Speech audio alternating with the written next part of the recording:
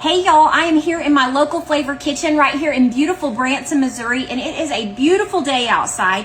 And today I'm going to show you how to make a very easy and very delicious Easter ham for your Easter dinner. All right, so I'm going to use a crock pot, and I have a little brown sugar right here. So I'm going to take this brown sugar and put it right in the bottom of my crock pot. And I'm just going to cover the bottom, probably going to do, I'm going to say that's about 2 cups. About 2 cups of sugar right here in the bottom, and just kind of spread it out around the bottom. Let me show you. Just like that. And now I'm going to take my ham, which I like to get a Frick's ham. If you are going to go buy one, you want to get Frick's. Frick's is the best. That's the best kind of ham, in my opinion. That's my opinion.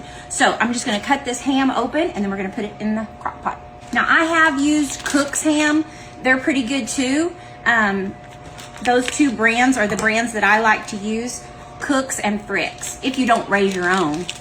So, all right. This is about an 8-pound ham.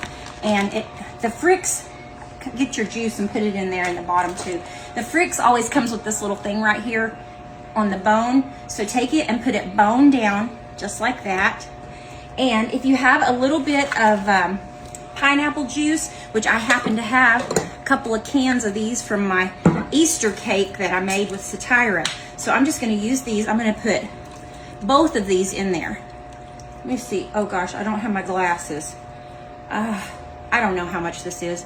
I'm going to say this is about a cup of pineapple juice, but I'm not positive. I'm just guessing. But I'm going to go ahead and say 2 cups of pineapple juice. So if you have it, good. If you don't worry about it. I just happen to have this, and I thought I'm going to go ahead and use the rest of this.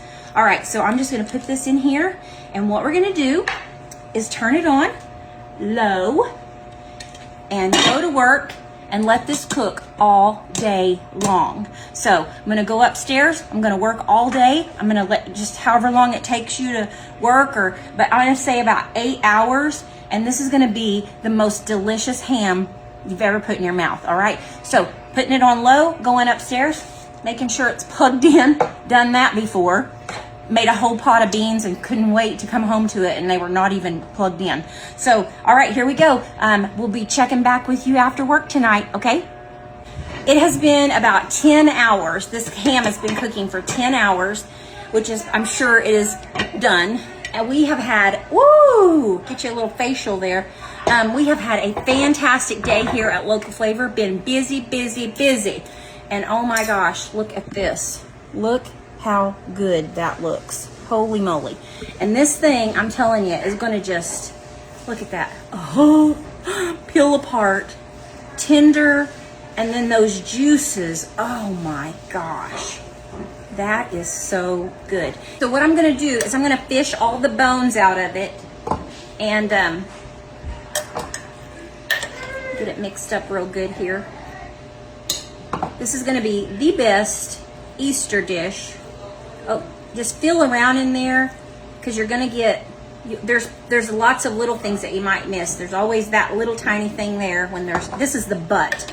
And you can use the shank if you want to. I just always like the butt. All right, there, you feel them little, you'll find these little bones. So just kind of feel around in there and get all your bones out. That's what I usually do. Get all, whoa, that's hot. All them bones out. Oh my gosh, y'all, that smells so good.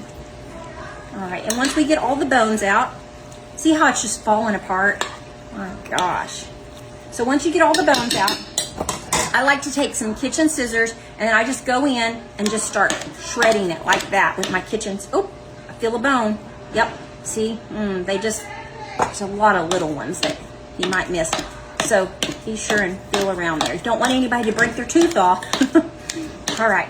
And then I just do it like this and just shred it up with my kitchen scissors, just like that. Now, I do have a recipe on my YouTube channel that is called Pulled Ham Sandwiches, where I make a ham. It doesn't have the brown sugar or the pineapple juice in it.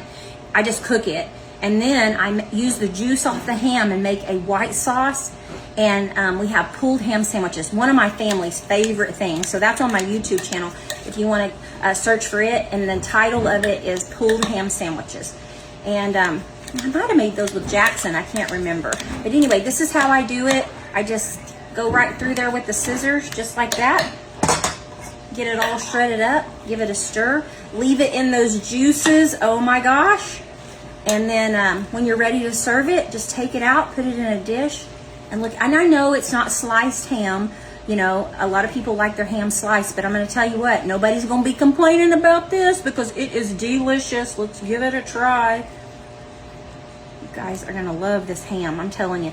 And I mean, makes great ham sandwiches the next day. So go look up the recipe on YouTube under pulled ham sandwiches. And so for your leftover ham, my God, holy moly, that's delicious, so good. So you put you make a roux with some heavy cream, you put garlic, mayo, sour cream, it's so good. And you just mix it in here with this, and it's good for leftover ham, and you can have some ham sandwiches the next day. I swear everybody will love it. But look at that. That's gonna be so good. Y'all go make this because it is delicious, and have a great day.